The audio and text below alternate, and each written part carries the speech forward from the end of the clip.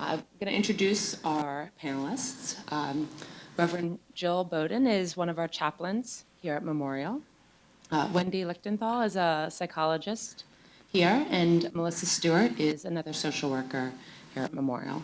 So I'm going to give them each just a little minute to introduce themselves a little bit more, and then we'll start the question answer. Thanks, Kim Marie, and thanks so much for arranging this. I'm really glad for the opportunity to come and be with all of you this evening. As a fairly new director of chaplaincy services here at Memorial Sloan-Kettering, I'm still getting to know many faces and many people, and it's nice to meet two colleagues that I have a close email relationship with. Mm-hmm. We're glad to be here with you this evening and to be able to share some concerns that you might have for grief and grieving during this holiday time, for how to be when we may not be feeling totally in that good old-fashioned holiday spirit, and maybe finding a way to think about a new normal for ourselves. Hi, I'm Wendy Lichtenthal. I'm a psychologist here. I work a lot with bereaved individuals in the hospital, both patients themselves, cancer patients who have lost loved ones, and family members after the loss of a patient. And I'm also very, very glad to be a part of this. I think one thing that we know that is that a lot of what can be helpful is just normalizing difficult times. And so I think a forum like this really does that. So I'm really looking forward to our discussion today. Hi, good evening. I'm Melissa Stewart, and as Kim Marie said, I'm a social worker here. And also very pleased to be here and share this evening with you. I think one of the most important things that you might have already started to notice is that you're not alone in this. And I think that's so important to remember, and that's one of the reasons why we want to bring people together, because one of the biggest experiences of grief is that we feel so isolated and lonely. So just to make connections with other people is so important. Also, in my work as a social worker here, I very often work in the inpatient setting and work very much with family members who really start grieving even before the actual loss of the patient. There's a lot of grief that comes up as we anticipate those losses. So some of you might actually be here anticipating the loss of someone you care about. Grief has many layers and takes a lot of time for many of us. So I just wanted to mention that. So thank you for being here. Okay, so one of the first questions that we have is, for people who the thought of doing normal holiday things, going Christmas shopping, listening to music, baking cookies, is just overwhelming to, you know, disgusting sometimes. So what strategies do you have for people when they're feeling that way? One thing that can be helpful is to actually make a list and write down what it is that you normally do every year, what that concrete list of things might be, what the things you feel like you absolutely must do this year, and what are the things that you absolutely do not want to do this year. And then to revisit that must and see if there are a lot of shoulds in there, to figure out and try to answer the question, who's saying you should? Where's the should coming from? And then once you have that list there, to see kind of what what you feel like really are the things you can't compromise on, to then make some trade-offs and say what you're willing to compromise on. So I think sometimes just even writing it out and looking at it, getting a little distance from it, can be a helpful strategy. And I'm going to be a little subversive here and say, give yourself permission to take a year off. Mm-hmm. Everybody knows, people who love you in your life know that you've been through a hard time. Give yourself permission to be gentle with yourself during this holiday season. So speaking to that, we recognize how difficult that can be when sometimes those other family members maybe should recognize what you're going through, but still want something to be normal. So there really is a lot of negotiating that has to happen. Um, with people. And I think finding those people in your family who are kind of on your side about it, who can help support you in the decisions you make about what you can participate in and what you feel like you can't do, and setting limits around that. I mean, speaking to what Wendy has already suggested, if you're invited to a party, for example, to maybe make an appearance if you feel that that's one of the shoulds, but to know and maybe call the host in advance to say, I'm only going to stop in, I might only stay for 15 minutes or something, and then I gotta go, you know? Or if you're usually the host of a holiday gathering, a family gathering, perhaps enlisting other people in your family to make it a potluck, you know, to sort of share in some of that responsibility, you know, kind of delegate some of the different pieces that perhaps you would have taken on yourselves. It's very important, as you said, to give yourself permission to just adjust to life that is so changed now, and to give yourself some time to get used to that. I think the undercurrent of all of this is has to do somewhat with communicating to the people around you, because a lot of time the pressure has to do with whether it's buying gifts for people or organizing events or participating and attending events. It all often has to do with another person, and so figuring out strategies for just letting them know what your terms are this year, and really the key is expectation management. What, let them know up front that this is tough. Unfortunately, sometimes people need an education, or they're, well in making, as I'm sure many of you have experienced, well-intentioned gestures that are just, going beyond your limits. And so sometimes they just need that communicated to them. And you can role play that too. These are things that you can, if you have someone who's on your team, you could say, I want to tell so-and-so that I just want to attend the party for 30 minutes and that's my limit, but you know how she or he gets. How, can you do this with me so I can stand my ground and not feel pushed into it? So sometimes role playing helps too. And setting a script like Yeah. that, saying, if this, then this, and also when you're at that party, the persons who are on your team, maybe have a secret signal for get me out of this. It may be Try. time to go, but you just can't break away from that well-intentioned person who's great giving idea. you bad advice.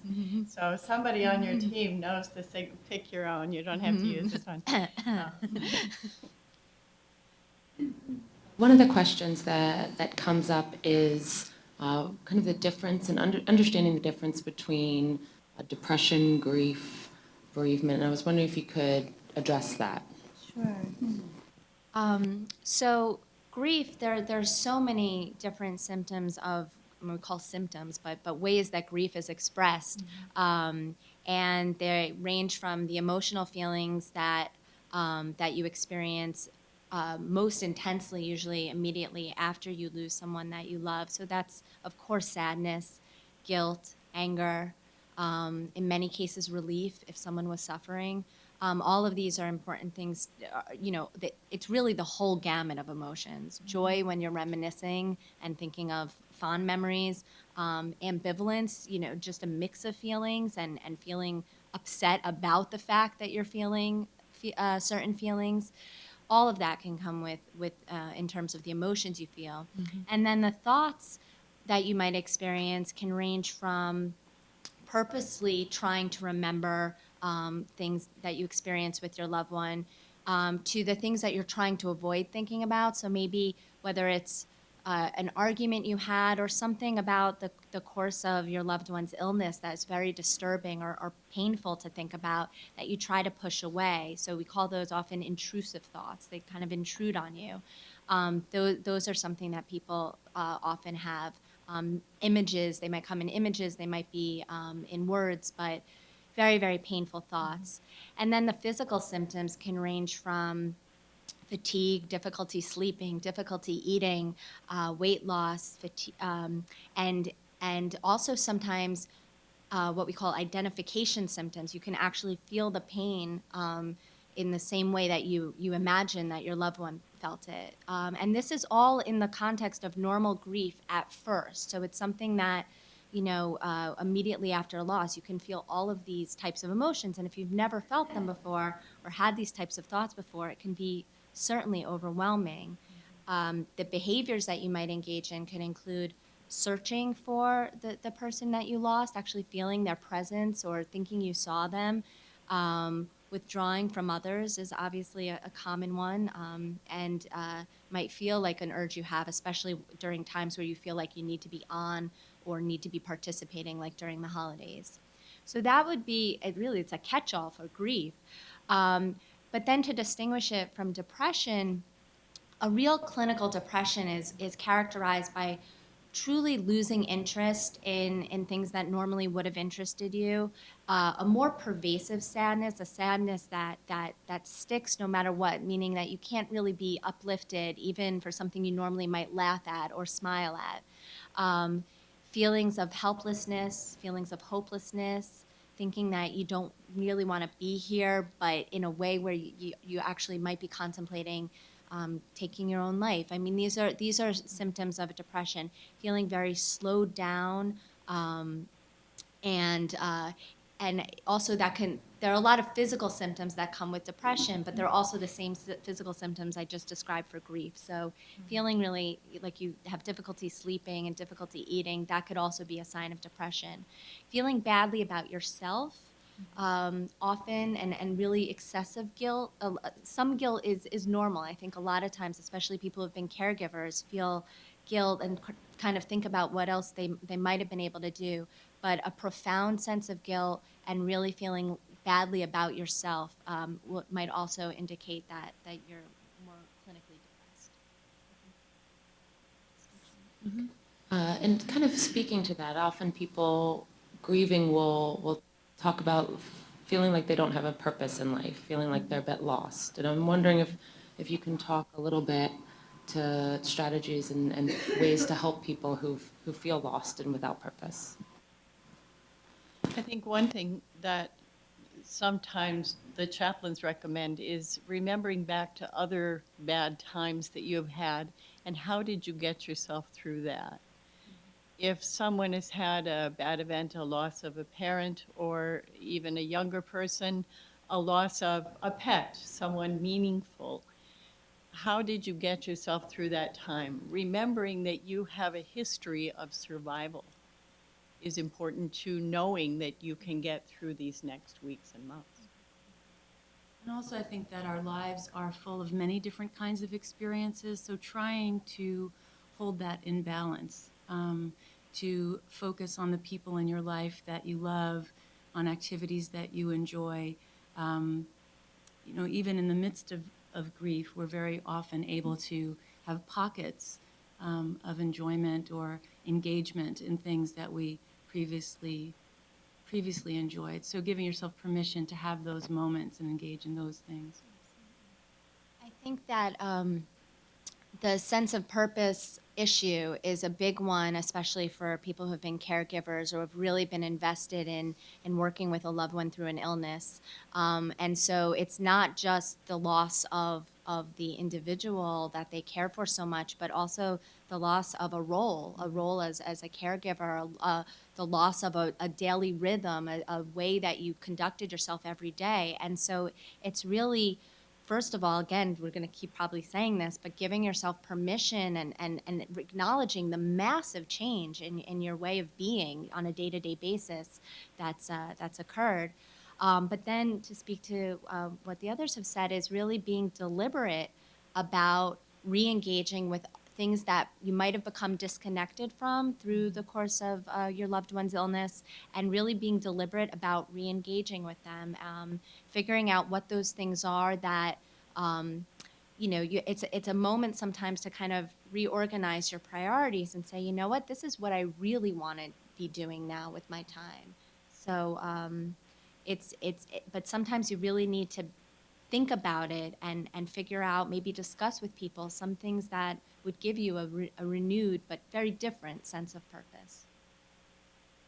One example of that is in religious traditions. Sometimes families are of different traditions, and you might have gone the way of your family to special church services or synagogue or other religious services during this time.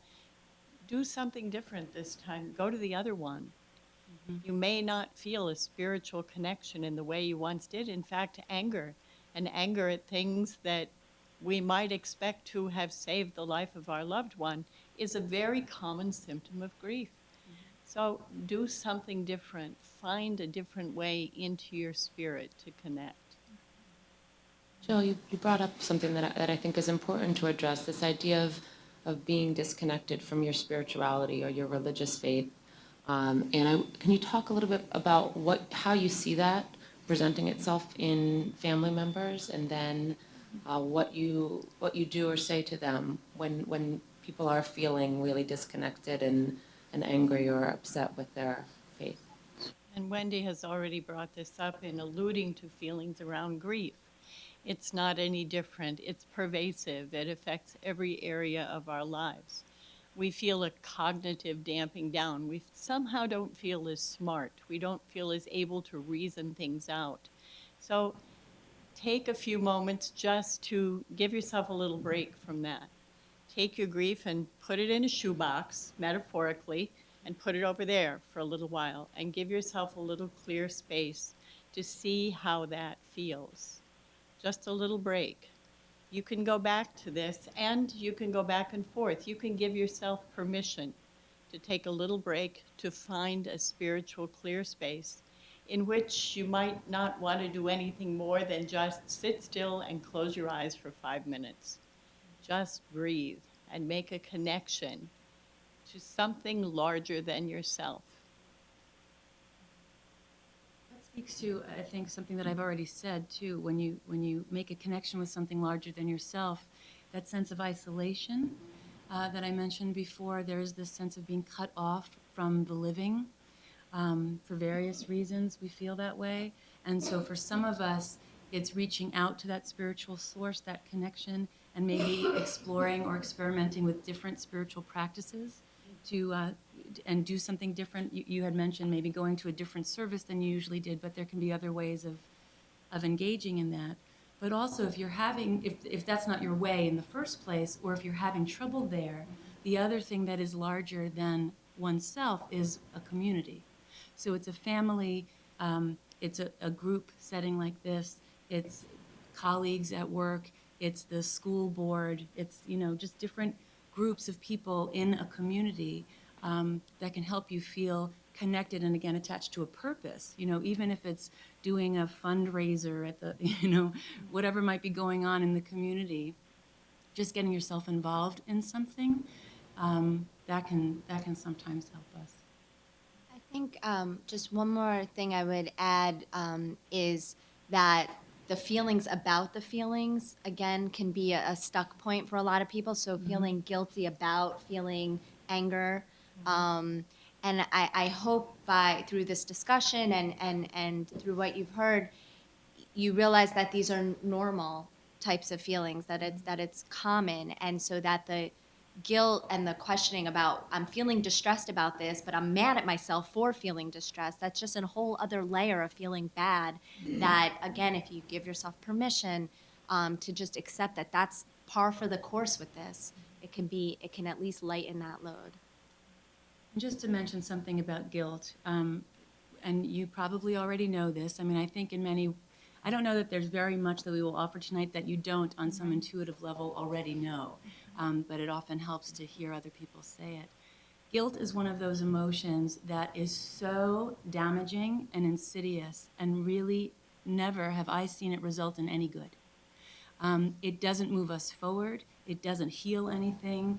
It doesn't help us open up to a bigger experience. So if you're noticing that what you're feeling is guilty on any level, whether it's about how you're experiencing the holidays right now, which is why you've gathered here today, or just thinking about how things went with the person who's gone, it's really a way that we punish ourselves. And I would encourage you, if you're wrestling with that, to talk to someone about it, whether that be a personal friend or someone you can just trust who has a good ear, or if it's someone professional, just to help you sort that through. Do you have more questions on guilt? Because otherwise I'll say I have a few.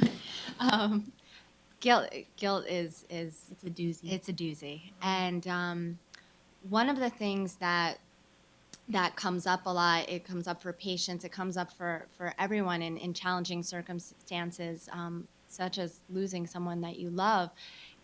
Is this feeling badly when you're trying to set limits? And so one of the things to keep in mind that is really hard to do is that usually when you have this feeling of guilt, it's because you're debating between something you need to do for you and something you need to do for someone else. And usually the right answer is do the thing for you.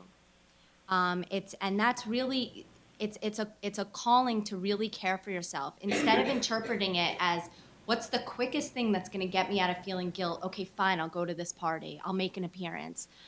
Instead, interpret that guilt as there's a pull here. There's a divide between something I need to do for me and something other people I think are expecting. Right, this tension. Yeah. Think about, really carefully consider doing the thing for you, because usually that's the thing that down the line will have a ripple effect and really help you be there in the longer term and available for people if you really give yourself the time to heal when you need it. And if that's around this time, then that's around this time. The example that comes to mind with this for me, and forgive me if you've heard this a million times, but you know, in the plane, when the oxygen mask drops, put the mask on yourself first and then help the person next to you. If you can't breathe, you can't help anybody else. So just You keeping can't that heal. in mind. It's the same Exactly. Right. That's a great metaphor, and guilt, of course, is at the root of all those negative things we sometimes think about religion. And I like to use the metaphor of filling the well. You have to come from a full well. Your own soul has to be fed before you can feed someone else's soul. So fill your own well before you give a cup of water to somebody else. Something that comes up a lot in during the holidays is the idea of ritual, and ritual is also something that comes up with loss and grief. And I was wondering if you could talk a little bit to how ritual can help and what to do when you don't want to follow the same rituals.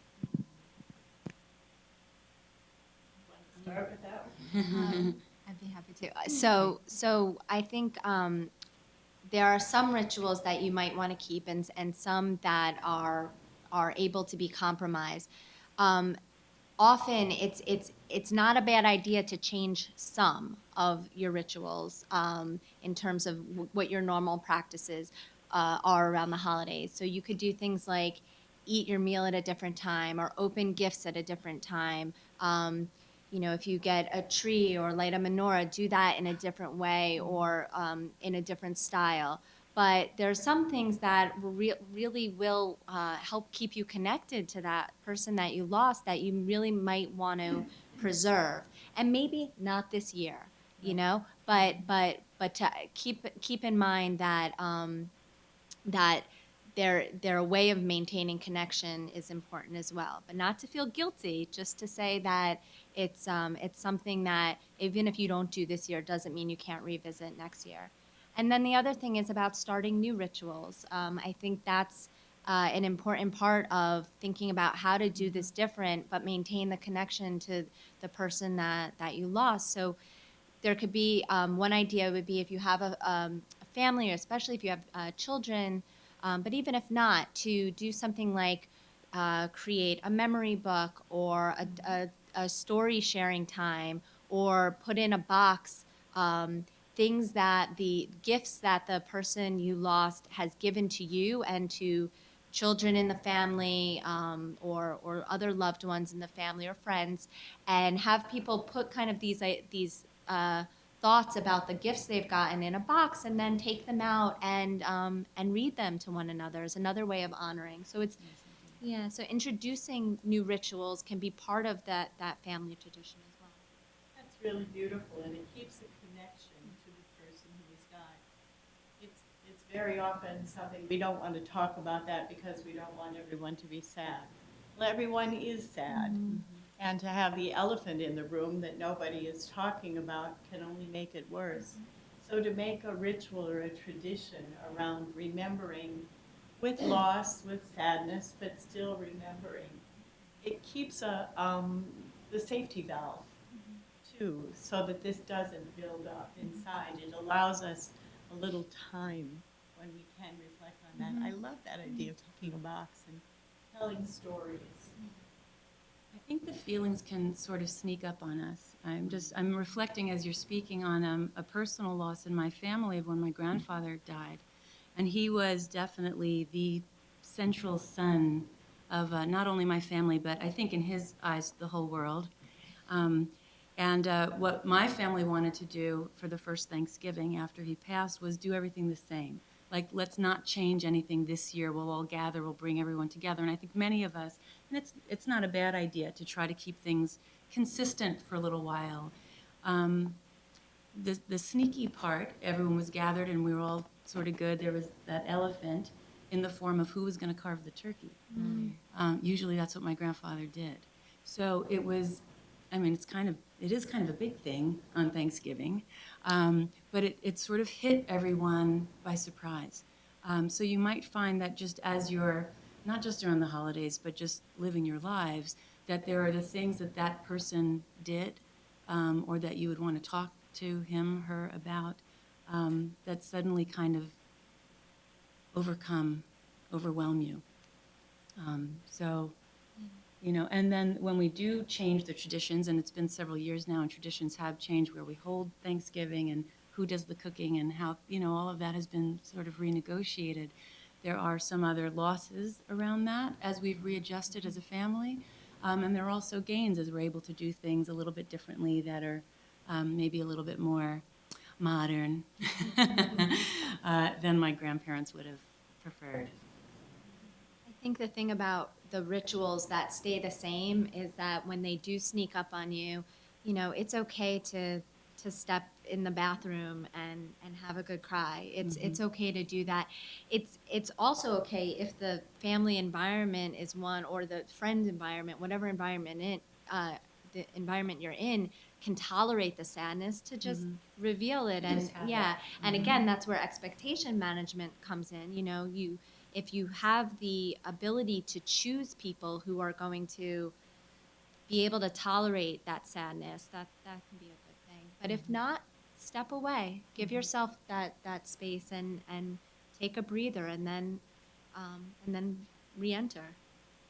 It's a really good point of how difficult it can be to navigate our way through that when I think everyone tries to protect the people they love from painful emotion.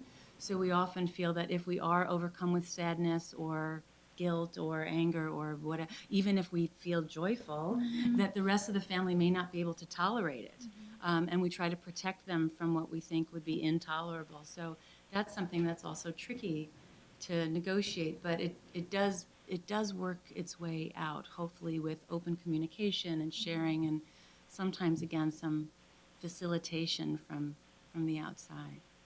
You know, one thing that just kind of came up as you were just discussing this is this idea of isolation. You mentioned it before, that often what people who are going through grief want to do is pull the covers over their head and stay there.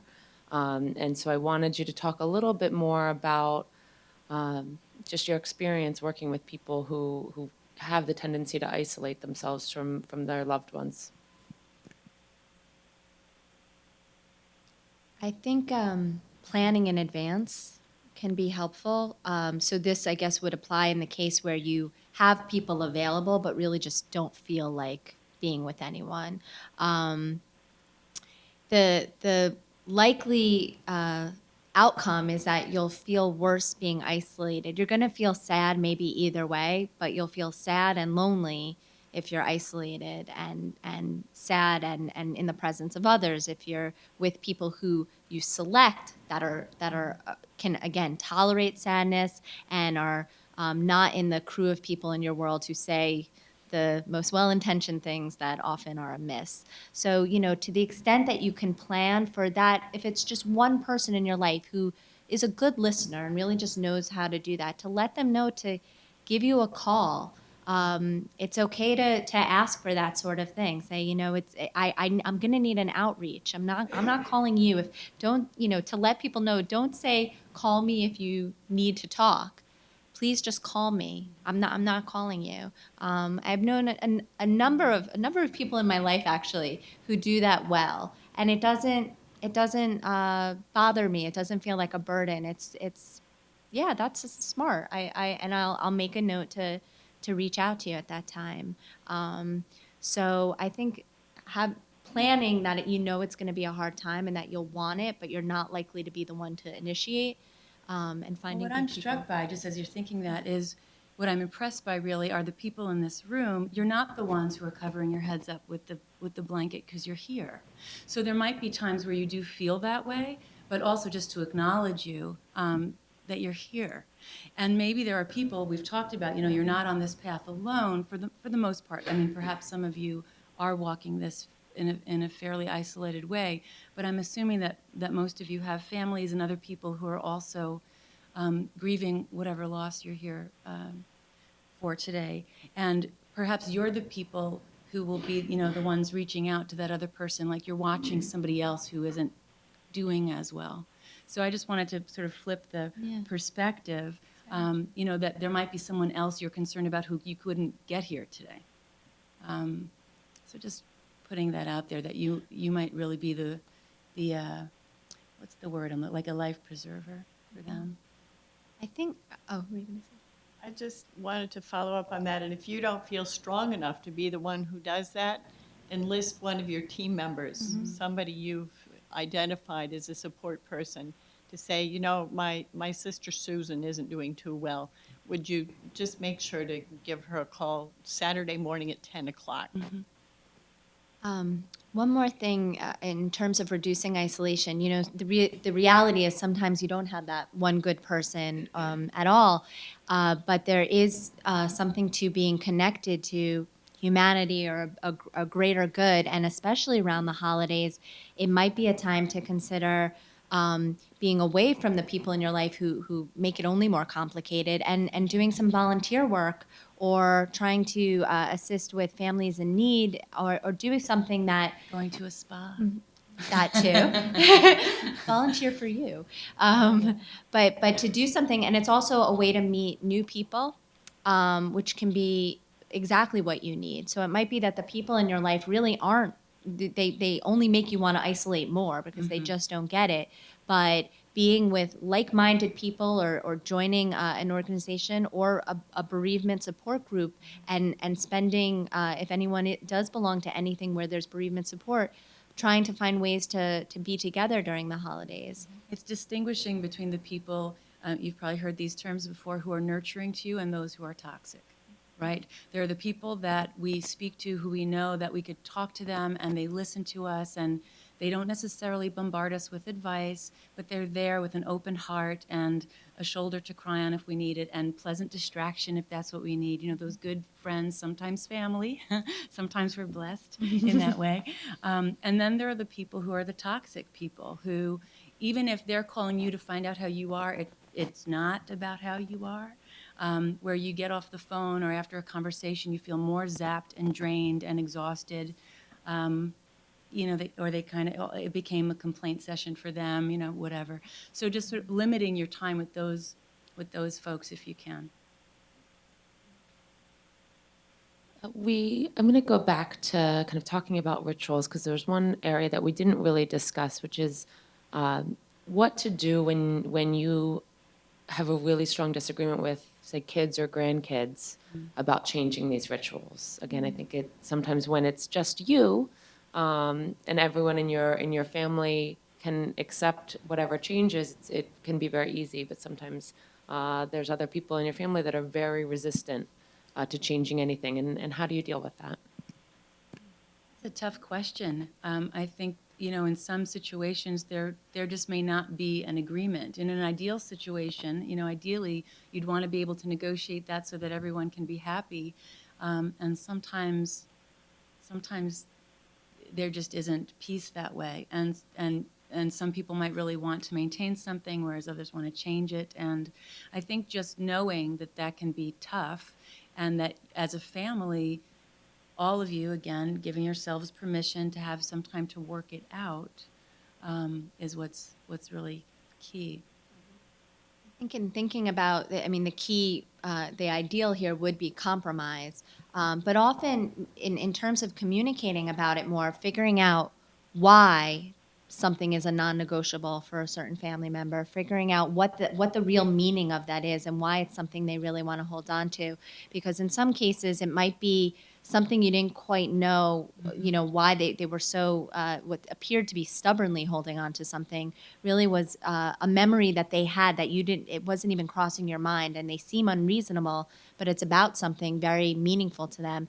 That might change your position on it when you learn their perspective. Or you might be able to give them that and then say, okay, well, here's my non-negotiable, and be able to make some compromise in that realm. And when there are those rituals that somebody says, but we've always done it that way, there's an invitation to say to them, that means a lot to you. Tell me about that. You'll hear a story you might not know.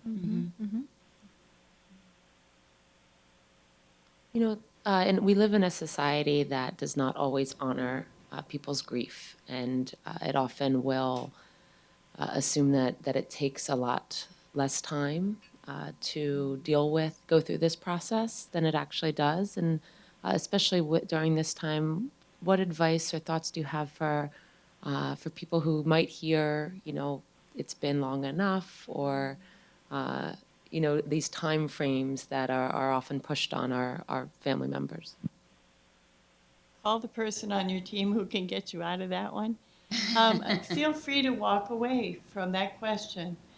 For myself, I envy cultures and religious traditions that have a well-organized way of mourning and grieving. It puts a framework around it that many of us in our American culture don't have. It's not true that our relationship has ended with the one who has died. It's changed. It's changed in ways we can't even imagine. But that relationship continues. And so for us to continue to think about that person isn't a sign that there's something wrong with us. Grief is not pathological. Grief is something that is natural and normal, and we all do it when there's someone we dearly love who is no longer sitting in the chair next to us.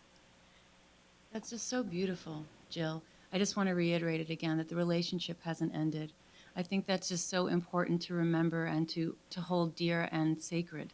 I'm thinking also that, and again, we don't know each individual story here, but for some of us, the grief is fresh and right now, or within a recent period of time.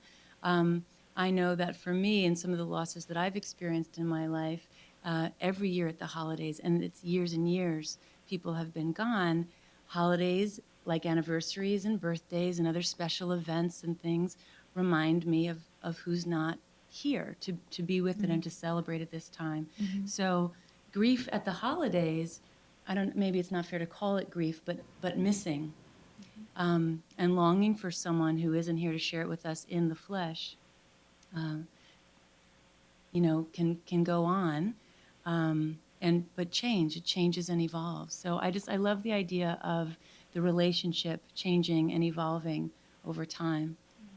I think first and foremost, when someone approaches you with a statement like that, to remember to know that the popular literature in the grief world is that grief is a lifelong process. It gets amped up. There are times where it's triggered and it feels more fresh than other times, but you might feel that years and years and years after losing someone who was such a figure in your life.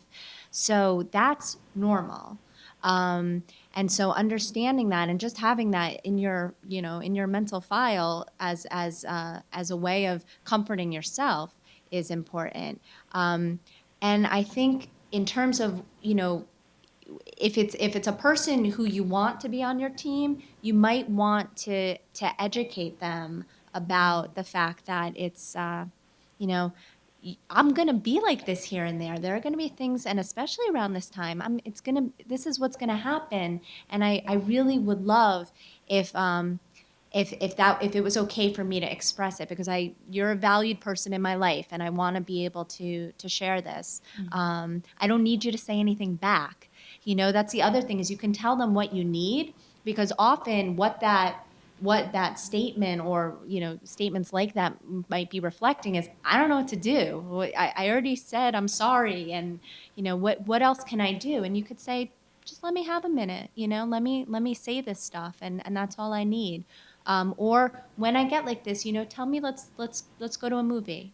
That's what I need, whatever it might be. So, educating the people in your life, while it's not what we all want, when we're feeling badly, what more do we want than for others to show us care and to intuitively get what we need? That is a very natural feeling, to just want someone to just read our minds and do it. Mind reading.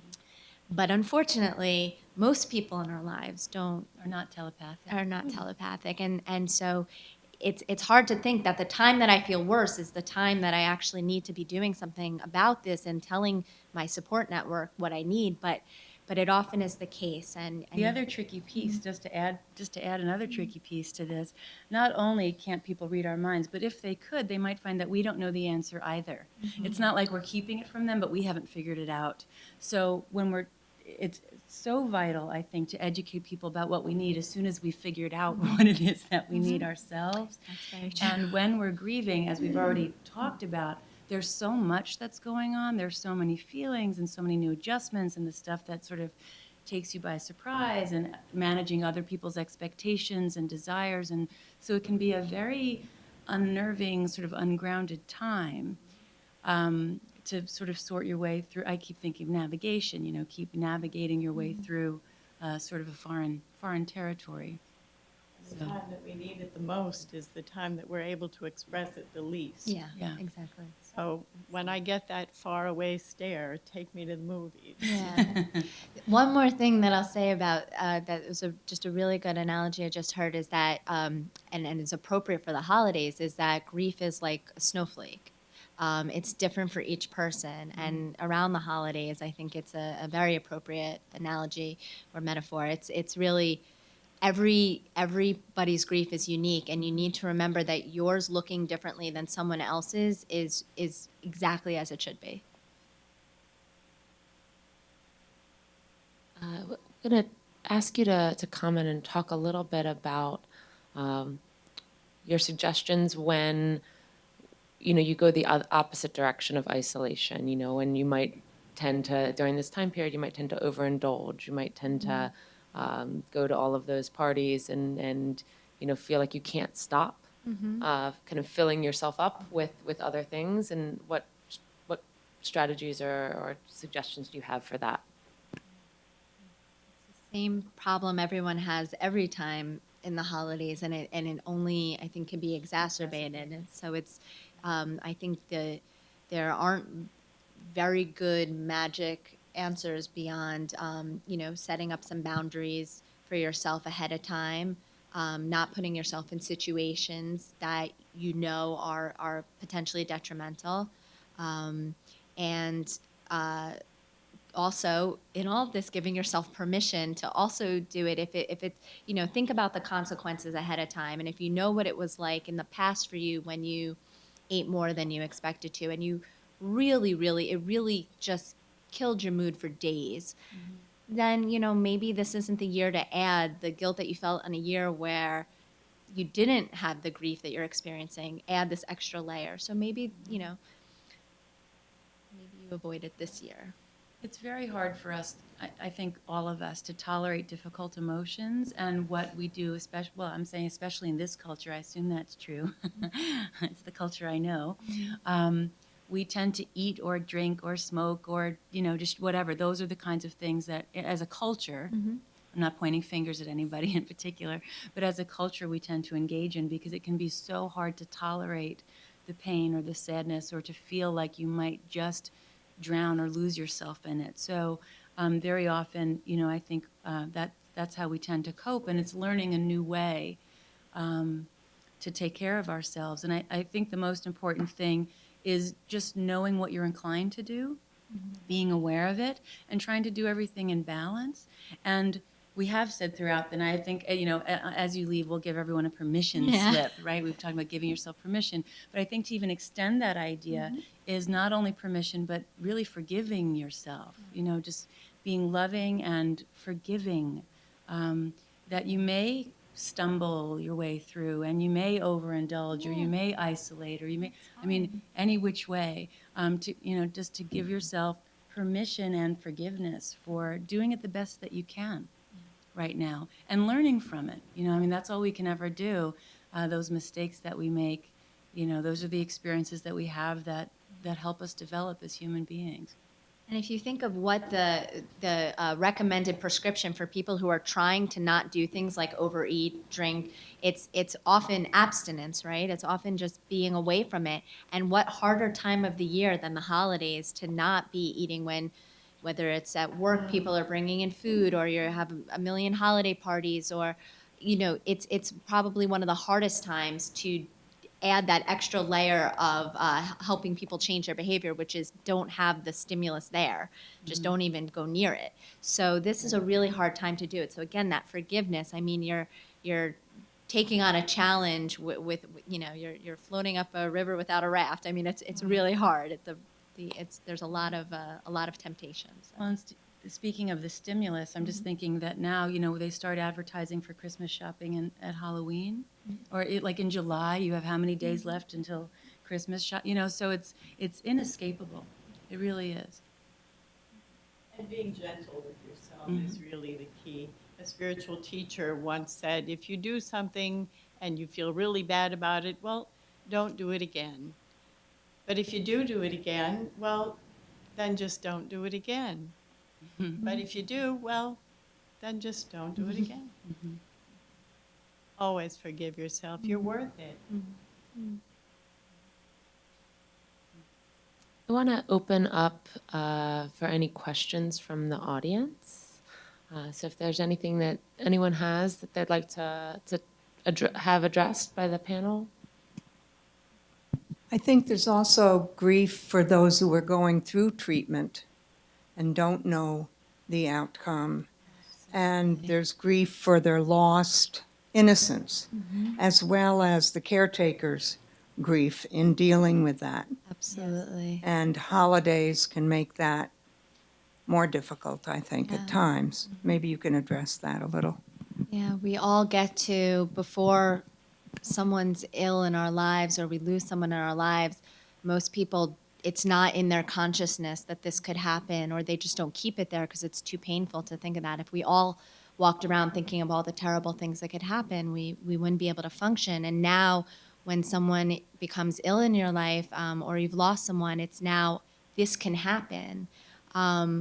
So I think one strategy is to allow yourself to grieve. I think when someone is ill in your life, it's you're trying very much to be strong for that individual. You're trying very much. It's a game of protection between, especially with partners, or with children who are caregiving for their parents, or parents who are caregiving for their children.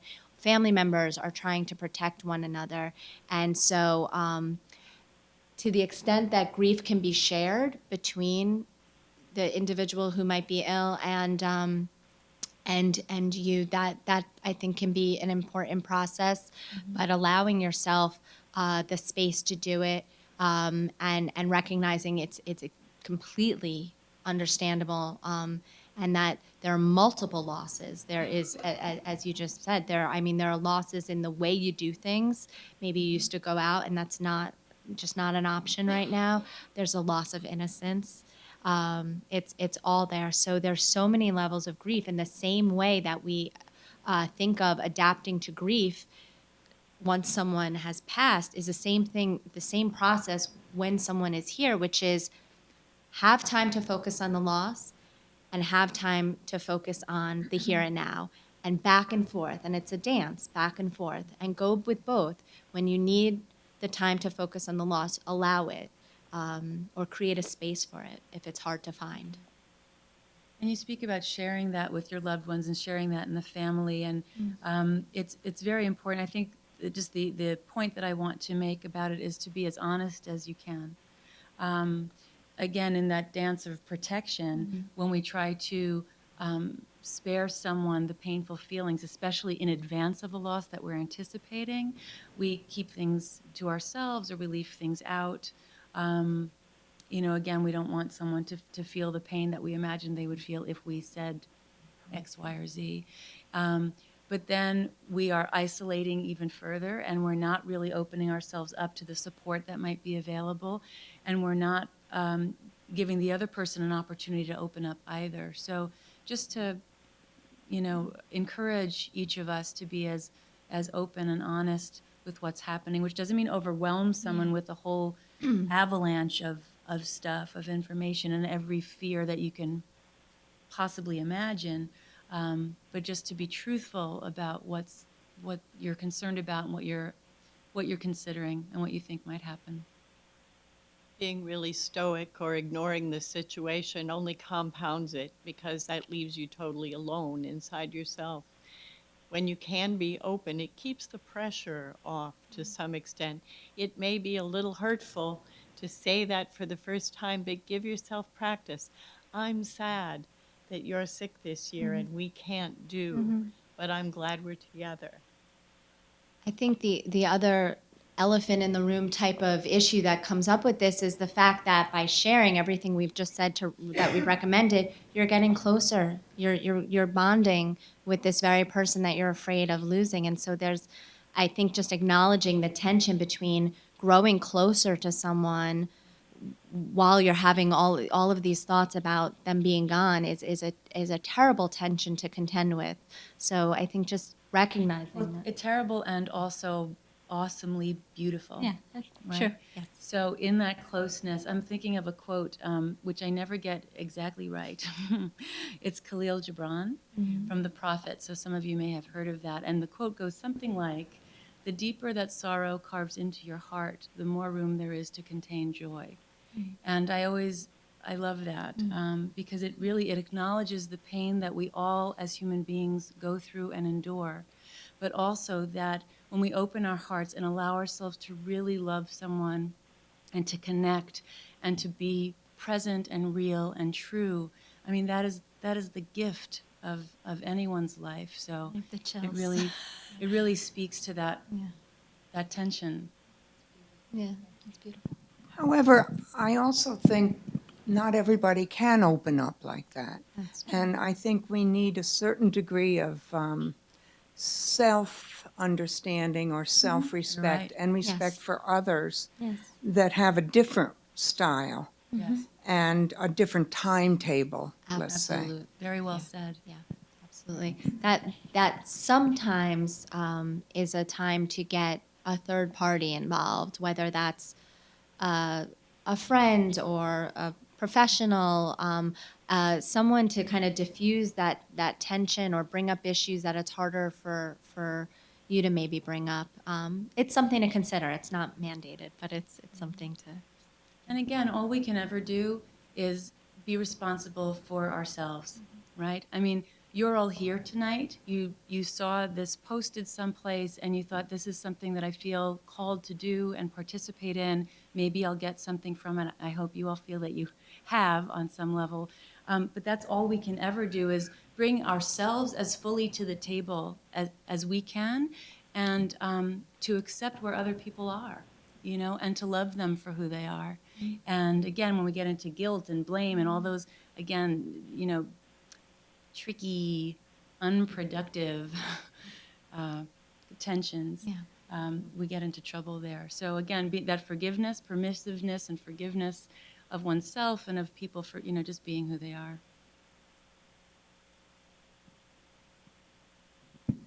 What about the strange feeling of anger that the person has left you? Very common. Yeah. And how do you reconcile that, knowing logically that makes no sense? Why doesn't it make sense? The person has left you. All our emotions are emotions. Our feelings are our feelings, and they're not rational. they're one way to think of it is that they make a lot more sense for a child. And what our love really is, I mean, it's not intellectual. It really is something that is more gut than that.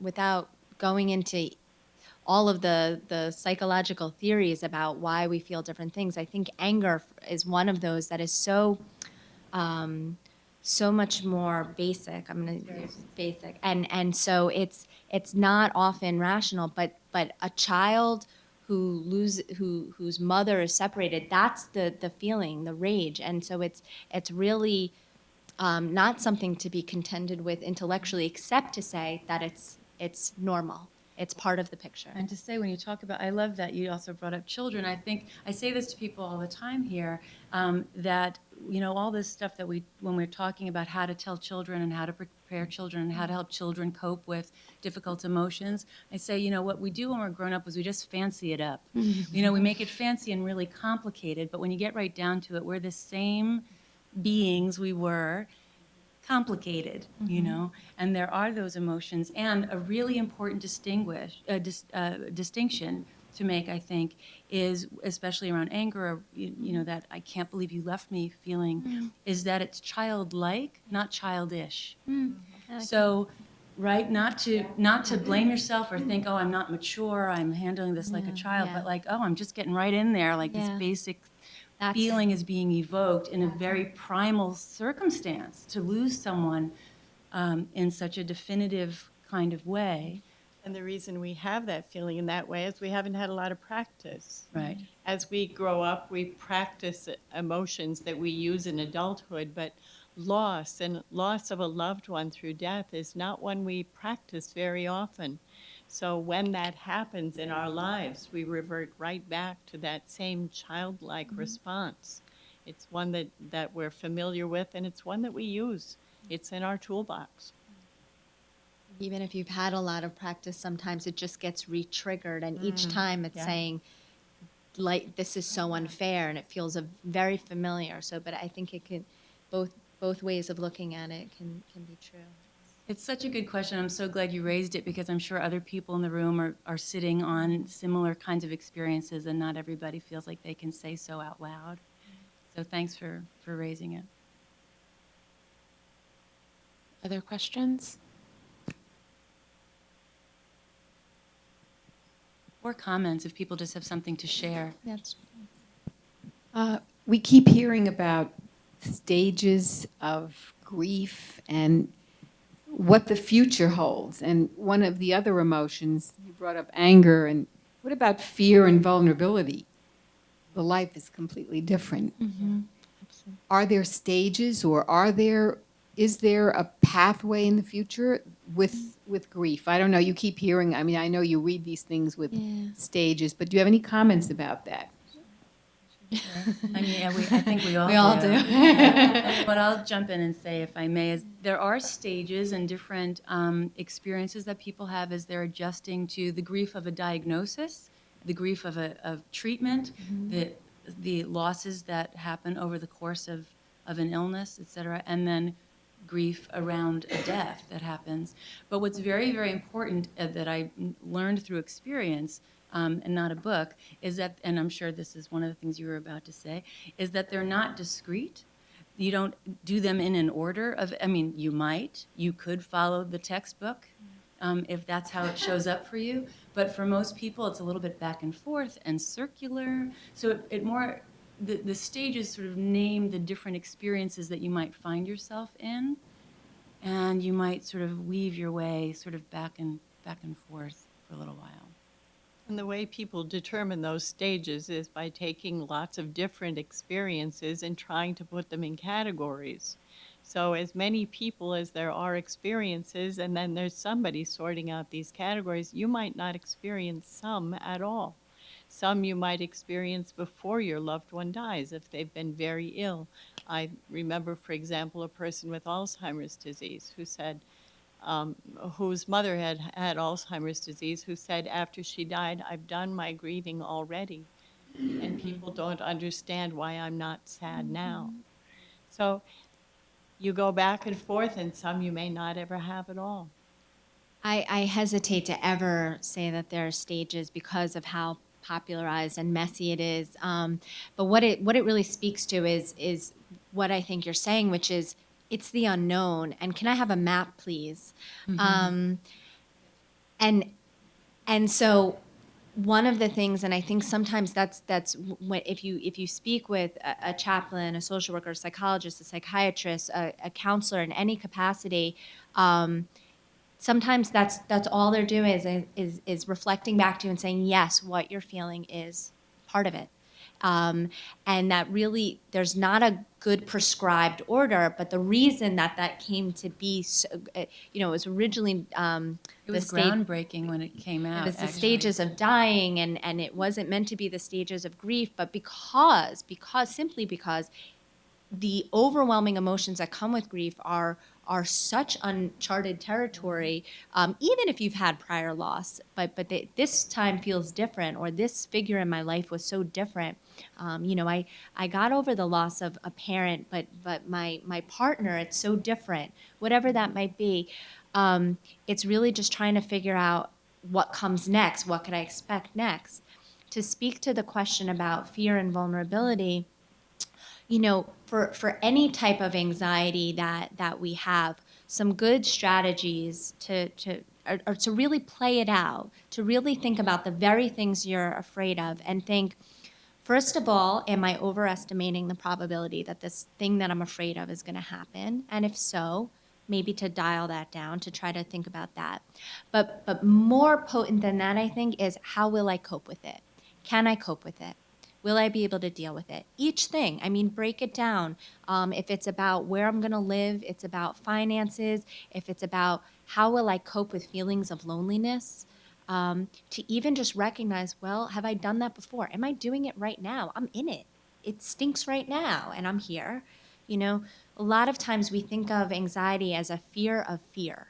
It's a fear of feeling that petrified feeling. So you fight tooth and nail to get away from it, to avoid it. But I think that the message and what people who work professionally in this area will try to do is help minimize that avoidance.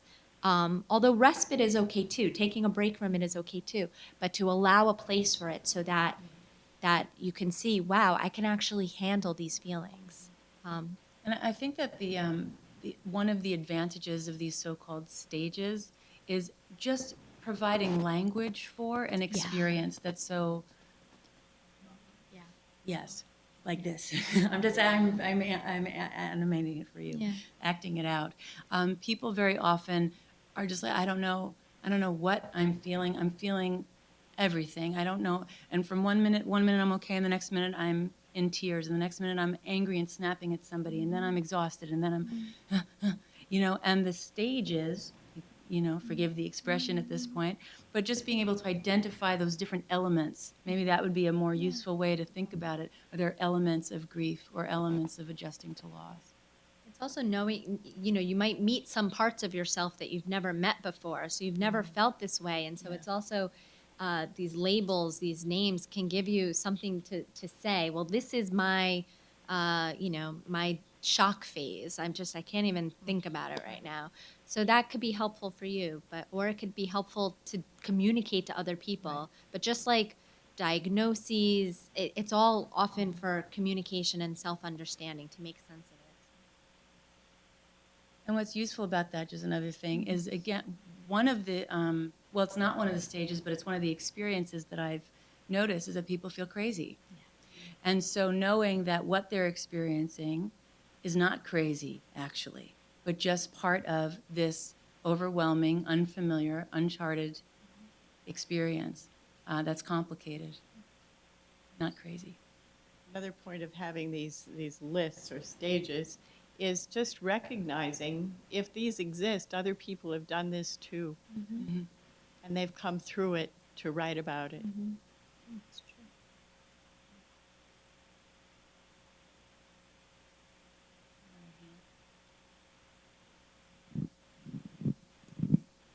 We need Phil Donahue on the other side.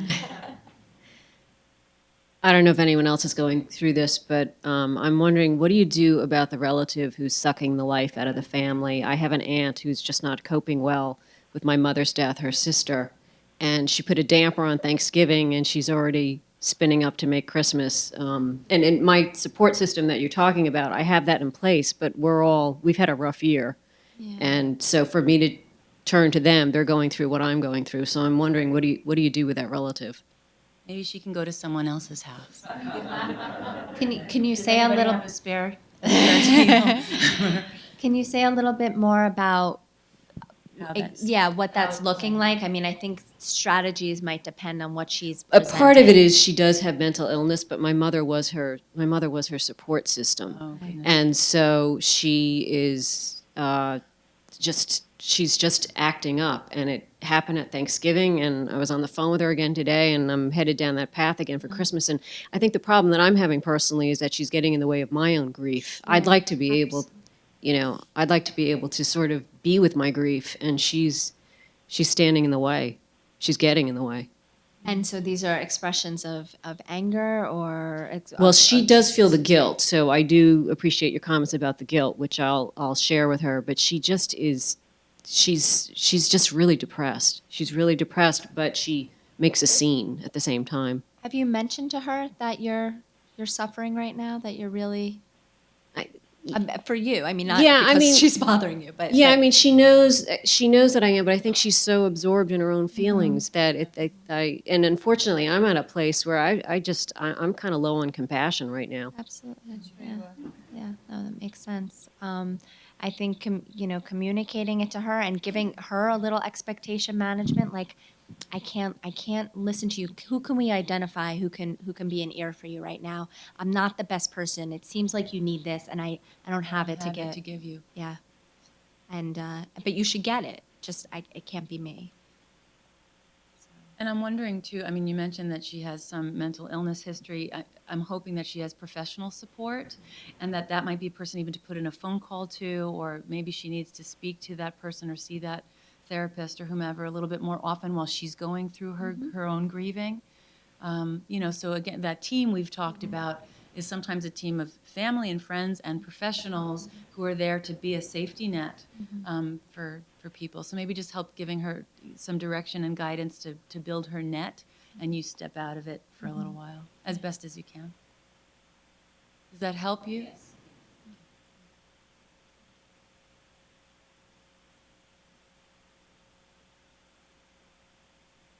Any other questions, other comments?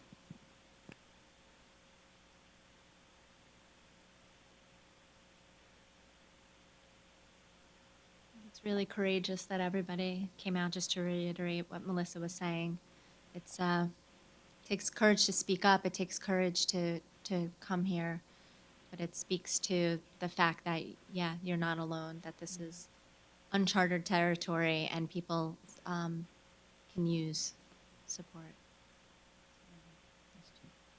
Hello. Is it normal to lose self-identification with yourself? Your sense Like- of sense of identity. Yeah. Yeah. Yes, it is. absolutely. Also coping with like mirrors, you can't recognize yourself anymore, things like that. I think at different points where, can you say a little bit more about what you mean, that you feel like you're not the same person? Yeah. Yeah, I think these are life-changing experiences, and again, it's loss of this person who might have been part of your everyday, or part of the way you relate to the world or you think about yourself. So many things can affect your sense of who am I now when this person is not here, because we define ourselves very much by who we are. We are mother, father, partner, teacher, brother, sister, whatever it is, and so that's who I am. If that component feels like it's been jeopardized, it can be, really unsettling, to say the least. So some of it is about, as you start to transform that relationship and stay connected, so you don't feel like it's just a complete loss. That in some ways that piece of your identity can be maintained. It's just going to be transformed. So that's one piece of it. But yes, normalize feel that that is normal, because I think I was actually going to use that exact expression earlier when we were talking about the stages and elements of a very foreign experience that's uncharted and unfamiliar. I was thinking to say, and then until you brought it up again, that you could look in the mirror and not recognize yourself. That what you're experiencing is so different from anything you've experienced before, so unfamiliar, foreign, and possibly the person you've lost is the person that would help you find the ground again. You know, the person that you would process that with, the person you say, oh my goodness, I'm feeling, whoo, you know, and I don't know how to manage this. We have to learn a different way to regroup and again find that grounding. So it's very striking that you use those words. It's a very common experience. that's so true. It's such a good point. I mean, we keep pointing to get your support network in place, but often the person you lost was that, and so it's a big adjustment. Also, sorry. Over the summer, I've made a tight relationship with my social worker, and someone I deal with on a daily basis hasn't. How can I help them deal with the loss? That's a really good question, too. I think it circles back around to one of our comments before, to the other woman's question in the back about accepting where people are. I think of the expression every day that you can lead a horse to water, you know, so you know what's worked for you. You can, you know, leave the list of support groups, you know, kind of on the table, and you can leave a book over here and, you know, the card for your social worker over there, and, you know, keep inviting them, keep leading them to the water. But we all have our own pace and we all have our own style, and people have to deal with things in their own individual way, in their own timing. It can be really, really hard when you're on different pages and really in a different place around it. And again, I think noticing, coming way back around, distinguishing depression. So there might be people in your lives, or perhaps you're feeling it yourself, where it's slipping into a depressive disorder or something where some other intervention is warranted. So just being aware of some of those things and maybe consulting with someone who can give some guidance, and strongly encouraging them to seek some extra help. If you've had some positive experience yourself, another thing to do might be to share that, to talk about what's been helpful, as a way of also taking away that stigma that often goes with seeing a professional, and really talking about how helpful it's been. Thank So- you all so much for coming here tonight. Thank you. Thank you so much for our panelists. It was a pleasure to have you here and share your insight.